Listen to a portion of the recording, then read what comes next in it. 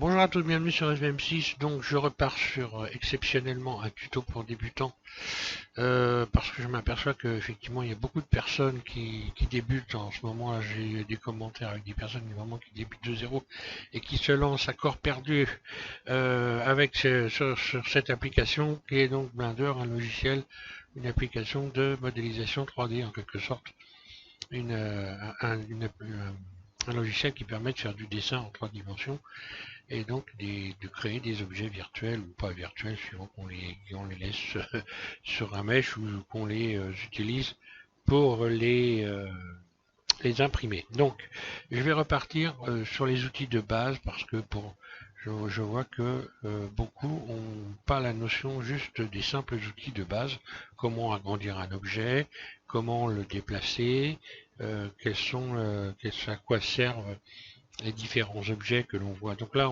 je pars sur la version 2.83 de Blender. Donc Blender, c'est une application qui est en perpétuelle évolution parce qu'elle est tout simplement créée par un grand nombre de personnes qui la modifient très régulièrement. Donc vous avez très régulièrement des possibilités de modifier de réinstaller les nouvelles versions de Blender. Donc il faut regarder très souvent quand vous avez une modification, parce que à chaque fois on vous rajoute des outils, on règle des problèmes, comment on retire des bugs éventuellement, enfin voilà. Donc là nous sommes sur la version 2.83 de Blender, qui est une version toute nouvelle, et donc qui permet, qui comporte beaucoup d'outils. Et on va voir les plus importants pour modéliser, je dis bien pour modéliser, pas pour animer, mais déjà au minimum, déjà être capable de comprendre comment on modélise un objet. Alors, ici déjà, ce qu'on voit, c'est qu'on voit énormément d'outils. Tout ce que vous voyez sur l'interface ici, c'est un grand nombre d'outils. Et évidemment, il y en a qui servent beaucoup et il y en a d'autres qui servent beaucoup moins. Donc, il ne faut pas se laisser impressionner par les listes que l'on retrouve lorsque l'on clique ici sur ces fenêtres, parce que vous n'allez pas forcément vous servir de tout ça. Surtout pour modéliser, il y a donc des outils bien particuliers que l'on utilise très souvent et d'autres qu'on utilise beaucoup moins souvent suivant ce qu'on veut faire. Après on peut développer, mais c'est un couteau suisse Blender. Et en fait, il y a énormément de possibilités. On peut faire de la 2D, on peut faire de l'animation, de la vidéo, on peut faire, voilà, on peut modéliser, on peut peindre, on peut faire énormément de choses. Créer des personnages, les animer, enfin voilà.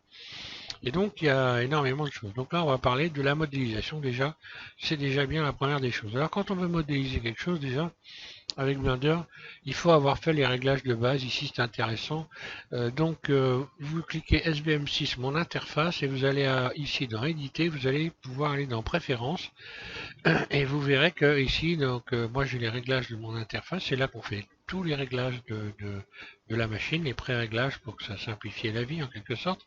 Et donc vous tapez SVM6 ma config ou ma configuration et vous verrez, vous aurez donc tous les éléments pour pouvoir régler correctement votre interface de Blender. Une fois que vous avez fait ça, on va commencer par les objets. On va voir ce qu'on appelle ici, enfin ce que je vais appeler moi des objets de base, qui ont une forme qui va se rapprocher d'une autre forme. C'est-à-dire si vous voulez par exemple modéliser une maison, vous n'allez pas chercher une sphère. Vous allez commencer par un objet cube par exemple. Hein, imaginons que je vais faire une maison. Je vais commencer par un cube, pourquoi pas, voilà, je rajoute un rayon ici, je vais faire la démonstration vite fait. Si je veux trouver une forme de maison, voilà, là j'ai une forme de maison. Euh, donc ces objets-là, en fait, sont des formes de base, des primitives, en fait, comme ça qu'ils appellent ça. Moi, j'appelle ça des formes de base, c'est aussi bien. Et donc voilà, on peut partir donc de différents objets pour modéliser différentes choses. J'aurais pu même avec les outils qui sont avec tous les outils qu'on a dans Blender partir d'une sphère et la transformer en cube, etc. Donc ça évidemment ça serait pas très malin de faire ça, parce que ce serait une perte de temps évidemment. Donc on a le premier objet de base ici qui sert très souvent, c'est le plan. Et moi ce que je conseille, mis à part le cylindre quand vous faites quelque chose qui est tubulaire, les formes de base que moi j'utilise le plus, ce sont les cercles. Donc un cercle, c'est ça, hein. Voilà, si je l'emmène dans le mode Edit, donc vous avez deux différents modes. Un mode où l'objet est terminé, qui s'appelle le mode objet, on le voit ici, mode objet. Et lorsqu'on clique sur Tab, par exemple, on peut passer donc dans un mode d'édition. Donc là, on voit que ça a changé. J'appuie sur Tab, mode objet, je rappuie sur Tab, mode Edit. Donc dans ce mode d'édition, comme son nom l'indique, on peut éditer les objets, c'est-à-dire les créer, les modifier, modifier des formes de base. Donc ici, j'ai une forme de base. Par exemple, si j'attrape cette arête, donc cette forme de base, elle est constituée de plusieurs éléments différents. On peut, modifier ces éléments. Ici, par exemple, j'ai sélectionné le mode vertice, qu'on appelle ici des vertices. Donc, grosso modo, lorsqu'on tire un point, on tire un trait quand on fait un dessin, en fait, un trait dans un dessin, c'est juste une suite de points. Donc, cette suite de points, bah là, on la retrouve ici. Voilà, on a des points. Là, on a choisi un cercle qui est constitué de points qu'on appelle des vertices. Voilà, que vous pouvez appeler comme vous voulez, des points si ça vous fait plaisir. Moi, je m'arrête pas dans ce genre de détails. D'ailleurs, j'utilise même des mots qui ne sont pas utilisés par les personnes qui modélisent.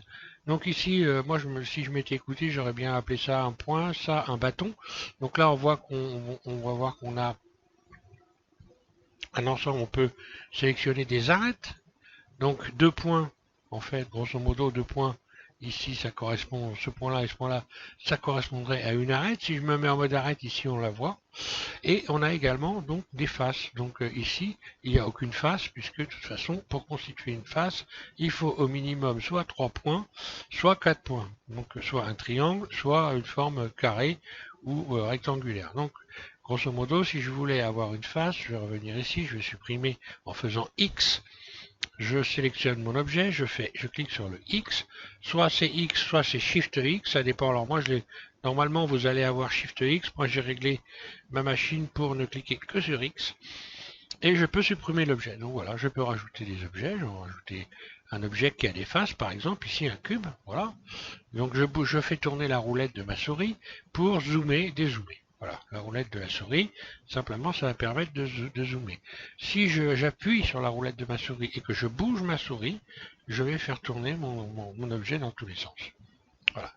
On va voir le déplacement des objets.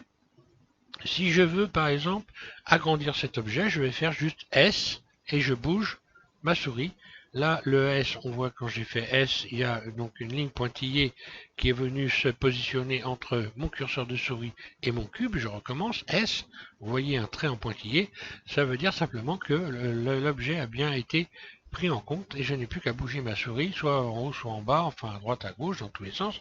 Vous verrez que vous allez avoir votre objet qui va changer de taille. Je disais donc pour les faces, et bien voilà, lorsque je sélectionne les faces, ici on voit que j'ai des faces. Hein. Alors ces faces, pour bien les visionner, il y a un moyen qui est simple, hein, il suffit d'aller ici dans les réglages et on va sélectionner les centres. Et si on clique sur centre, ça va faire un petit point. Vous voyez, ça fait des petits points au milieu des faces, comme ça permet de bien les voir. Hein. Donc ces faces, quand on les attrape à la volée, comme ceci, j'appuie à droite sur ma souris, sur le bouton droit, voilà, et j'attrape les faces comme ça à la volée.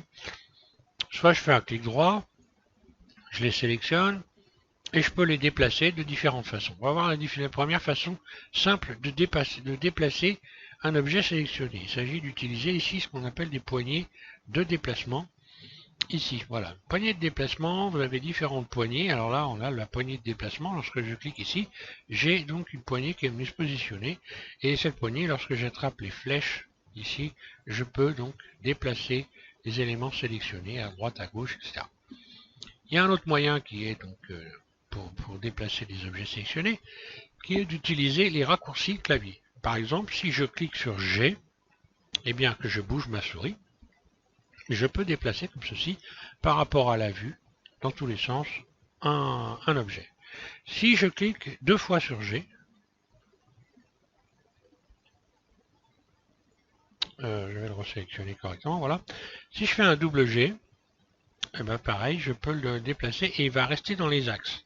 Par exemple, si je fais donc les axes en fait, vous les avez, c'est simple. C'est pas une formule mathématique. Hein, je vais revenir, on va parler des axes comme ça directement maintenant. Là, on voit que quand je me suis mis en vue de dessus, en appuyant sur le 7 de mon pavé numérique, parce qu'on peut voir l'objet de différentes façons. Si j'appuie sur le 7, je le vois en vue de dessus. Si j'appuie sur le 1, je le vois en vue de face. Si j'appuie sur le 3, je le vois sur le côté droit. Et si j'appuie alors là, sur le 1, sur le contrôle 3, pardon, je le vois du côté gauche. Donc pour ça, j'ai fait un tutoriel qu'il faut, si vous débutez, qu'il faut impérativement, vous alliez voir. Vous tapez simplement SVM6, pardon, déplacement, et vous allez voir un avion. Et vous allez regarder ce tuto. Alors il est assez long, mais vous allez comprendre les emplacements sur la scène, comment que ça se passe. Parce qu'il faut être capable, pour pouvoir arriver à faire quelque chose correctement, de déplacer des objets correctement dans la scène. C'est-à-dire que vous devez savoir à tout moment, donc la scène c'est l'espace que vous voyez là, si vous n'êtes pas capable de déplacer correctement les objets, de savoir à quel endroit ils sont sur cette scène, eh bien ça va être très difficile. Grosso modo, c'est un peu comme si vous alliez dessiner hors de la page blanche. Voilà, donc là il ne s'agit pas de faire ça. Donc il va falloir vous intéresser au déplacement, donc j'ai fait un tuto pour ça. Donc je continue pour ici, donc modifier les objets, déplacer les éléments avec des outils simples. Voilà, on a ici, si j'attrape donc cette flèche, je la déplace dans le sens des axes. On voit que la scène a des axes, donc des axes forcément, un axe, quand je suis en vue de dessus ici, je clique sur le 7 de mon prévu numérique, et je vois donc un axe ici central, qui est l'axe X, et je vois ici un axe vertical, qui est l'axe Y. Et donc l'axe Y, lui, permet évidemment de des objets. Lorsque je sélectionne la flèche verte ici, eh bien je déplace le long de l'axe Y ma face. Automatiquement, comme c'est une vue axée, il n'y a pas de différence d'angle. En fait, je la déplace dans un angle droit. Voilà. Donc là, le long d'un axe qui est, lui, bien, bel et bien, quand je me mets en vue de dessus, ici, je vois donc 90 degrés, etc. Et puis, on a l'axe Z, je me remets en vue 1, donc la vue de face, l'axe Z, ici, la flèche bleue, donc qui permet de déplacer l'objet de haut en bas de la scène. Voilà. Donc là, on va vers le ciel, ça tombe bien, la flèche est bleue. On arrive facilement à comprendre que ça peut être le ciel éventuellement. Donc vous allez en bas, en haut, n'est-ce pas? Puis ici, lorsque je sélectionne cette face, je me remets en vue 1, je vais à droite, à gauche. Et sur Y, ici, je vais en avant, en arrière de la scène. Donc ça, vous allez le comprendre en regardant le tuto que je vous ai proposé. Je vais changer d'objet pour revenir à un objet qui n'est pas tout déformé. Donc je clique sur le X pour moi, ou alors vous cliquez sur Shift X, un clic gauche. Je vais ramener ce curseur ici au centre, ici, ce qui va me permettre de ramener l'objet, de ramener un nouvel objet et qui soit donc positionné en plein centre de la scène. Ce curseur-là permet de déterminer où l'on va aller chercher, où on va positionner les objets quand on va en chercher des nouveaux. Par exemple, ici, si je vais chercher un cube, eh bien, il va se positionner là où ce curseur 3D est placé dans la scène. Ce curseur 3D, je le déplace simplement en faisant des clics gauche. Et là, je vais faire en sorte qu'il soit au milieu de la scène. Et pour qu'il soit au milieu de la scène, je vais faire Shift S, curseur to origine. Donc origine, c'est donc l'origine de l'endroit où se trouve le curseur 3D lorsque vous ouvrez Blender, c'est-à-dire en plein centre de la scène. X, je vais supprimer mon cube et je vais aller rechercher un nouveau cube ici, voilà. Je clique sur cube, voilà, il est bien positionné en plein milieu de la scène. Si on regarde la scène, vous voyez, là, et si je rajoute l'axe, parce que là on ne le voit pas, l'axe Z, mais je vais le mettre, voilà, dans cette fenêtre on peut rajouter tous les axes. Donc là on voit l'axe Z, l'axe X et l'axe Y. Donc je rappelle, ici on est sur la scène à droite et à gauche avec l'axe X, et devant et derrière avec l'axe Y, et dessus et dessous avec l'axe Z. Voilà. Donc déjà, on voit qu'il faut être capable de déplacer des objets en suivant des axes, ou en n'en suivant pas d'ailleurs, mais il faut déjà bien comprendre ça. Donc on a vu qu'on a un objet constitué de points, d'arêtes, hein, qu'on peut donc sélectionner, déplacer, non pas toute une face, mais une simple arête, qu'on peut déplacer lorsque j'attrape ici le vertice avec mon clic droit, je l'attrape, je le sélectionne, hop, et tout de suite je bouge ma souris. C'est ce qu'on appelle sélectionner à la volée, donc j'attrape comme si je saisissais avec ma main un objet à la volée. Là c'est pareil, soit avec ce curseur là, soit voilà, donc là j'ai plusieurs possibilités. Ensuite, on peut faire tourner les objets de différentes façons. Par exemple, ce cube, si je voulais faire tourner donc tout le cube, je vais sélectionner tout le cube en cliquant sur le A. Sur le A, j'ai tout sélectionné. Pour le faire bouger, je peux faire par exemple double R. Il va bouger dans tous les sens. R, double R, deux fois R. Je bouge ma souris, ça tourne dans tous les sens. Si je fais R, X, par exemple, je vais déplacer sur l'axe X, qui est l'axe rouge ici. R, X. Pardon, GX. Je dis des bêtises. C'est G. Hein, donc là, j'ai fait double R. C'est pour la rotation. R, ça veut dire rotation. Si je fais RZ, je fais tourner mon objet sur l'axe Z. Hein. Je vais déplacer donc mon objet sur l'axe X ici en faisant GX. Voilà. Donc là, il peut pas aller ailleurs. À partir du moment où j'ai sélectionné GX, il va se déplacer le long de l'axe X. Si je fais GY, il se déplacera sur l'axe Y. Et si je fais GZ, il se déplacera en haut et en bas de la scène. Donc ça, G pour le déplacement, et pour la rotation, c'est R. Donc si je fais double R, je bouge dans tous les sens. Si je fais RZ, c'est-à-dire sur l'axe du ciel, là, de la hauteur de la scène, d'ailleurs, pour bien comprendre, il vous suffit de vous imaginer que simplement la scène, c'est une table. Hein. Du moment vous avez un objet qui est posé sur une table. Sur la table, il y a un avant, un arrière, une droite, une gauche, et puis le dessus et le dessous. Voilà, c'est exactement pareil, tout simplement. C'est donc pas compliqué du tout à comprendre. Hein. Donc là, dans le déplacement rotation sur Z, je peux faire une rotation sur l'axe X, par exemple, ici, sur l'axe X, pardon, ici le rouge, ici. Donc si je fais R, X, eh bien, mon cube, je vais tourner comme ça. Donc là, je bouge ma souris, hein. Je fais tourner le curseur, d'accord, en haut, à droite, à gauche, enfin voilà. Et pareil, je peux donc déplacer, faire tourner mon cube sur l'axe Y en faisant RY. Voilà. Je fais RY, voilà. RY, donc ça c'est pour la rotation, RY sur l'axe Y, RX sur l'axe X, et RZ sur l'axe Z. Je peux le faire tourner, voilà. Et donc je peux faire tourner n'importe quel élément. Alors là, si je faisais tourner par exemple ça sur l'axe X, cette face-là, RX, eh bien on voit que l'objet va se déformer comme ceci. Voilà. Donc il s'agit de créer des objets à partir d'une forme de base. Donc par exemple ici, je vais supprimer mon cube, je retourne dans le mode objet. Donc on s'en rappelle, le mode edit où on va transformer notre objet et le mode objet où l'objet lui est terminé. On peut encore le modifier, mais bon, ça ne va pas faire l'objet de ce tuto là, c'est simplement déjà pour mettre les pieds, j'ai envie de dire, aux étriers, aux personnes qui vont débuter. Alors, donc je reviens, je vais supprimer, donc je fais X, vous ferez Shift X, voilà. Et puis je vais repartir d'un objet d'une forme basique primitive ici. Je vais repartir par exemple d'un cercle. Voilà, on part d'un cercle.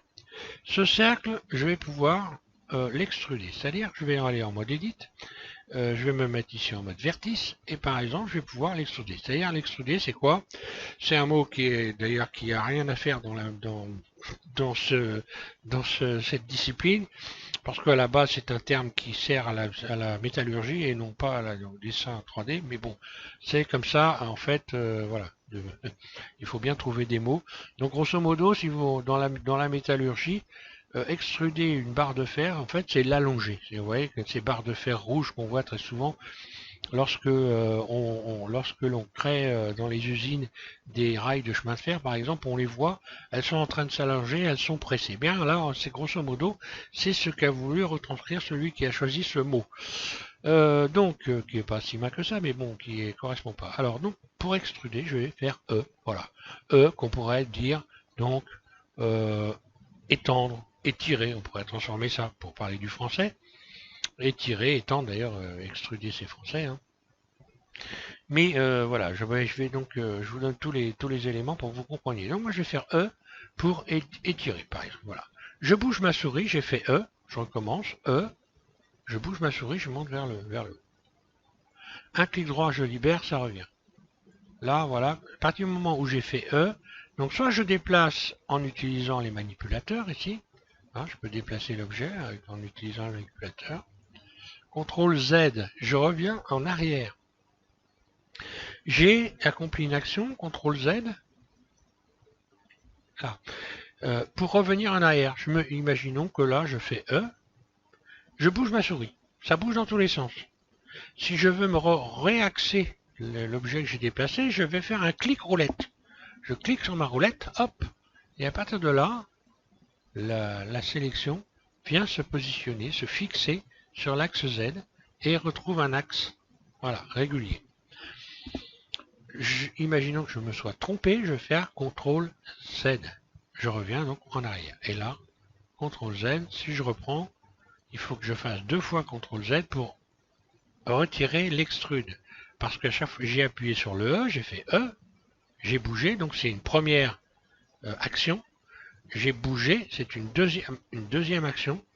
Donc si je dois supprimer toutes les actions que j'ai faites, je vais faire 2 fois Z, c'est-à-dire je vais faire CTRL Z et CTRL Z. Voilà, comme ça j'ai supprimé toutes les actions et je me retrouve avec mon cercle, donc lui qui est donc la figure de base que j'ai utilisée, la primitive.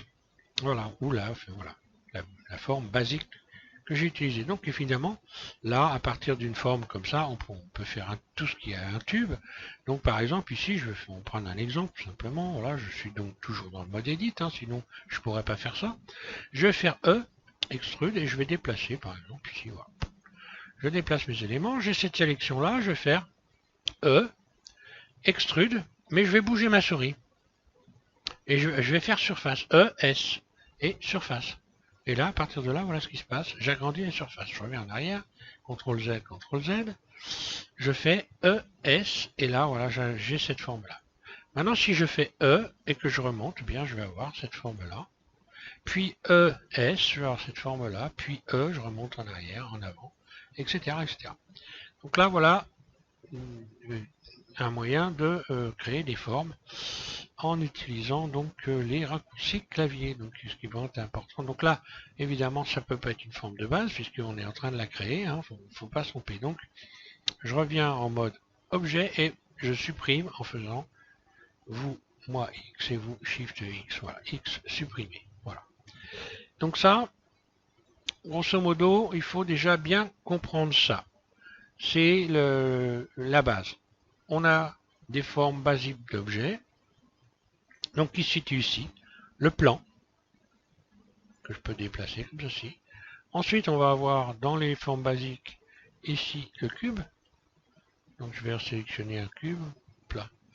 Voilà, un clic gauche et un cube. Je le déplace là, on va regarder tous les objets qu'on a dans les objets de base. Un cercle, voilà. Sphère. Avec ça, on va pouvoir modéliser la Terre, tout ce qui est sphérique, tout ce qui est semi-sphérique, évidemment, tout ce qui a une forme plus ou moins sphérique. Et puis, on a des formes que l'on va utiliser assez rarement. Voilà, écosphère, enfin icosphère, qui peuvent servir bien sûr, mais que l'on utilise quand même beaucoup moins souvent que les premières figures là que je viens. Alors, on a le cylindre également ici. Que celui-là, on l'utilise aussi assez souvent, on peut l'utiliser fréquemment. Et on va dire que dans les objets les plus utilisés, alors après on a les cônes. Bon, le cône, très honnêtement, à moins que vous fassiez, et encore même pas une pyramide, une flèche ou quelque chose dans ce genre-là, voilà, c'est pas ce qui sert le plus souvent. On a Thor, ici, le Thor. Pour les donuts, ou je ne sais trop quoi encore, si vous vouliez faire une bouée, ou voilà. Donc ça se rapprocherait, évidemment, ça vous aiderait à aller plus vite à créer un objet en partant d'une base ici. On a aussi ce qu'on appelle, ce qui a une grille, donc là c'est un plan, une face, hein, si vous voulez. Hein. En fait c'est une face mais qui a beaucoup de faces. Lorsque je vais aller dans le mode Edit ici, on voit que je vais avoir une grille en fait, et cette grille qui est composée d'éléments, pareil de vertices, que je peux déplacer exactement de la même façon que tous les autres éléments qui constituent les objets différents. Donc là, Ben, je vais aller choper ici, voilà. Donc ça, alors ça c'est un peu amusant en fait, ça, voilà, c'est un singe. Alors ce singe, je vais me remettre en vue 1. Voilà, je me remets en vue 1, je clique sur le 1 de mon pavé numérique. Voilà. Alors ce singe, il est très symbolique de Blender, il s'appelle Suzanne. Hein. Il a un nom, ouais, il s'appelle Suzanne. Et puis, bah, ce singe peut permettre déjà de vous amuser à créer des animations avec, à le modifier, à le trafiquer, à changer les éléments. Donc, pour changer un élément et le fixer, par exemple, on va imaginer ici que je veux modifier la tête de Suzanne, je peux attraper plusieurs éléments. Ici, par exemple, si je peux attraper plusieurs vertices, là j'en ai un.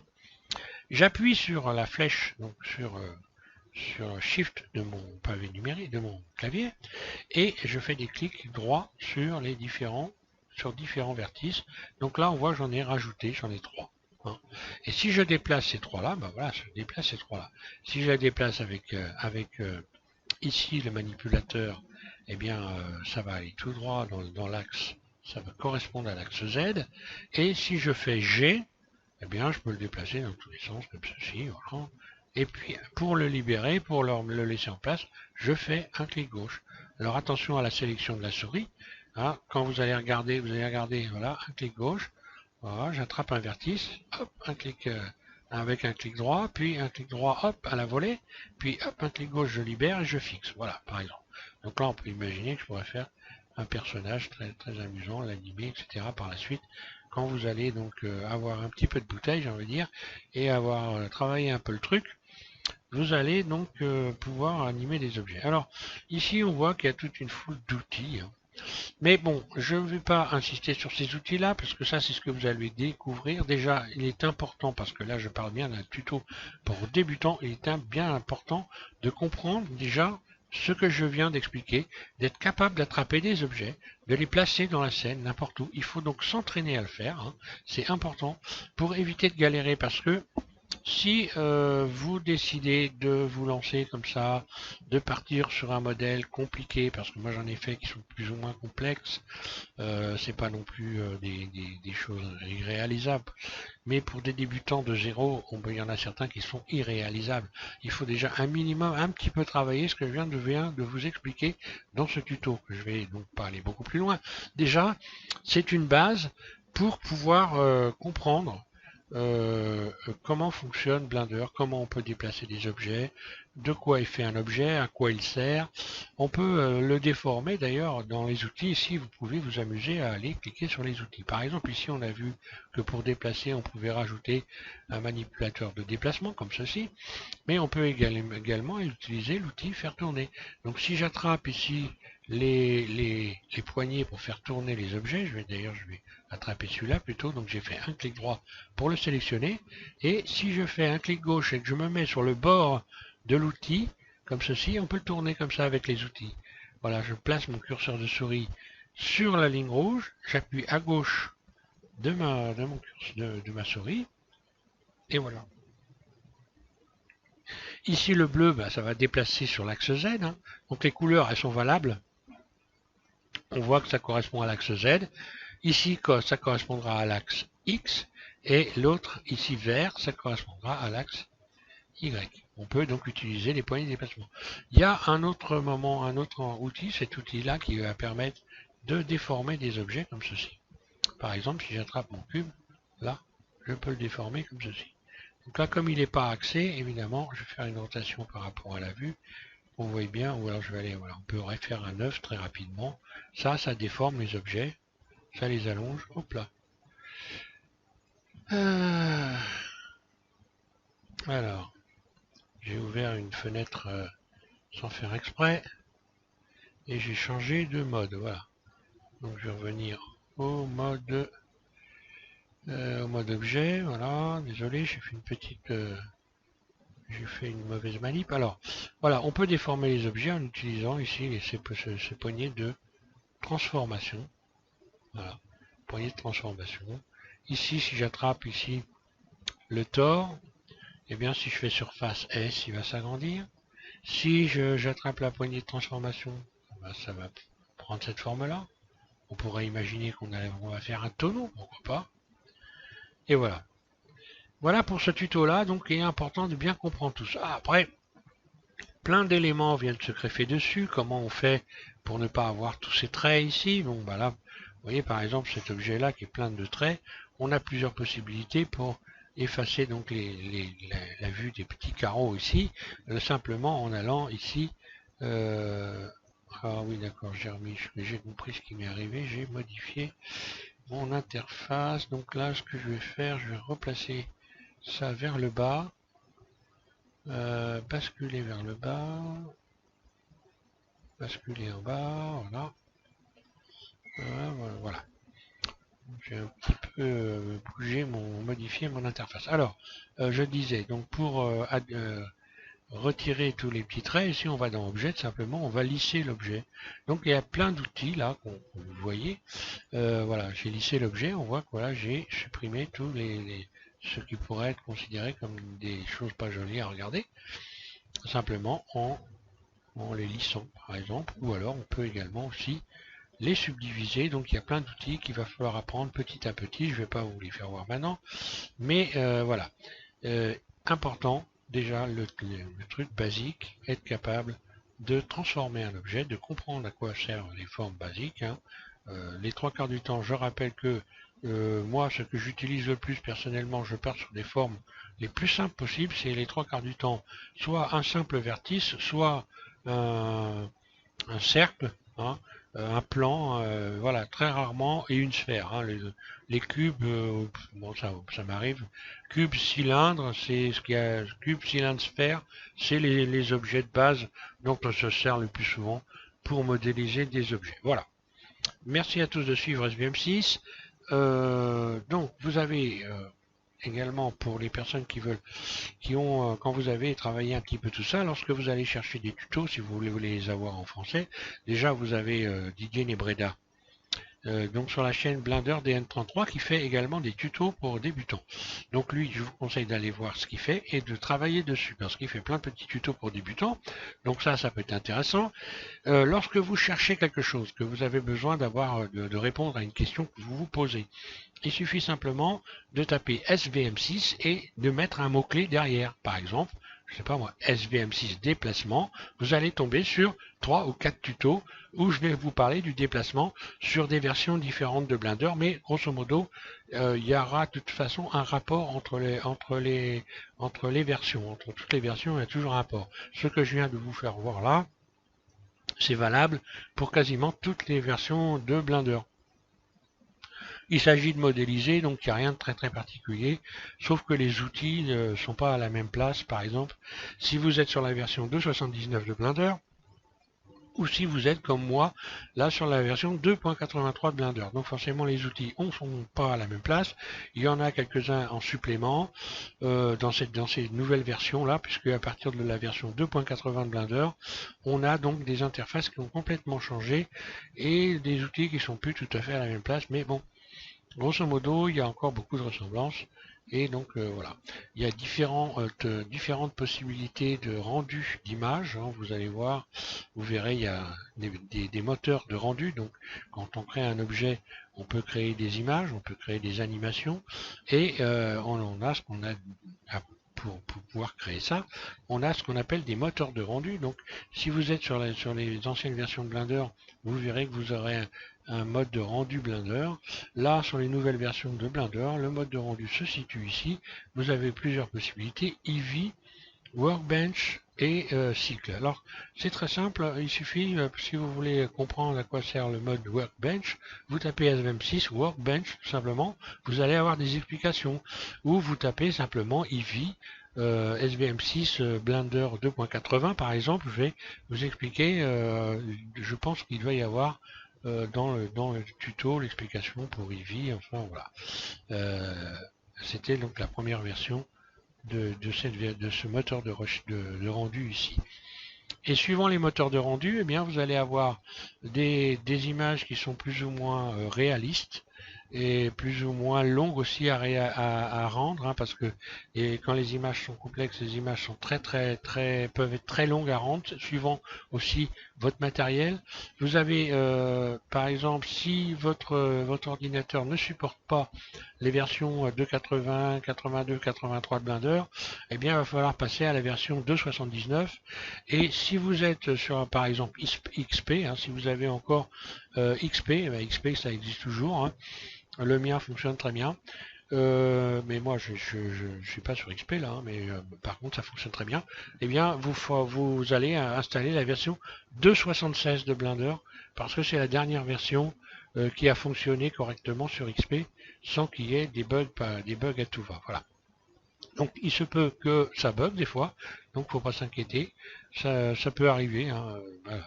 Donc si votre matériel, votre ordinateur n'est pas suffisamment puissant pour accueillir un logiciel qui lui demande beaucoup d'énergie, j'ai envie de dire, eh bien forcément vous risquez d'avoir du mal, vous allez ramer, etc. Donc il faudra choisir des versions, on va dire, moins gourmandes pour modéliser, mais vous pourrez toujours modéliser, c'est pas un problème.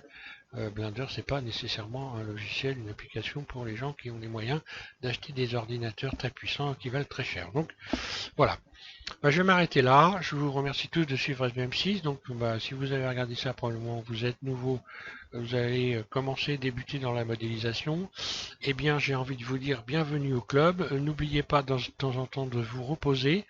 Faites en sorte de ne pas avoir des écrans trop clairs parce que ça abîme les yeux, hein. Donc, vous pouvez régler les différentes couleurs sur un écran. Donc, faites attention à ne pas avoir un écran qui est tout blanc parce on peut faire un tas de réglages, hein. On peut avoir des éclairages différents, on peut régler, donc vous verrez par la suite toute l'interface l'a changé. Il faut faire attention à ça lorsque l'on est sur Blender. On modélise, on peut rester des heures et des heures à regarder un écran, ça peut être très mauvais, donc il ne faut pas oublier de se reposer. Il faut éviter de devenir addict à ça parce que on devient addict, moi je vous le dis, hein. Bon, moi j'arrive à m'extirper un peu, mais comme je fais des tutos, évidemment, je suis bien obligé de me mettre à la page et d'être quand même assez régulièrement, d'ailleurs tous les jours, sur Blender. Donc pour faire des tutos et puis même aussi pour apprendre. Donc pensez à ça, allez-y doucement, c'est vraiment une application c'est un jeu, hein, et forcément on devient très facilement accro à ce jeu qui est vraiment, je le répète, je l'ai déjà dit souvent, c'est passionnant. Voilà, merci.